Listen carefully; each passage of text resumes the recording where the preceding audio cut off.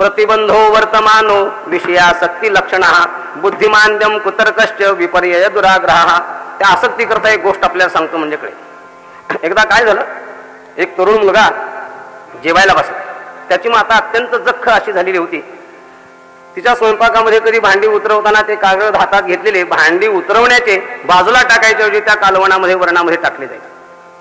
तो मुलगा एके दिवशी जेवायला बसला आणि मातेला म्हणतो की आई, हे तुझे कालवण केलेस ना, हे इतकं पातळ झालंय की त्याच्यामध्ये बुडी मारली तरी कुठे डाळीचा कण सापडत नाही. ते इतकं डोळस झालंय की इथे वाढले की समुद्रापर्यंत जाते. असं कसं तू कालवण केलं? याला चव नाही, कोणत्याही प्रकारचा आकार नाही. सगळं बोलणं त्याचं ऐकून घेतलं आणि ती म्हातारी एकच वाक्य बोलली, बाळा, आजचा स्वयंपाक तुझ्या तरी बायकोने केलाय. एवढा ऐकल्यावर तो म्हणाला, पातळ सातळ झालंय पण रुचकर आहे. गोष्ट संपली आपली. काय हो रुचकरता त्यात निर्माण झाली? रुचकरता ही निर्माण नाही झाली, आसक्ती निर्माण झाली. आसक्तीने विषय गोड लागत असतात, विषय गोड असतात असा त्याचा अर्थ आहे. आपली आसक्ती निर्माण झाली की वाईट विषयही माणसाला गोड लागायला लागतो. असं असल्यामुळे आसक्तीच्या रूपाने संसार राहतो.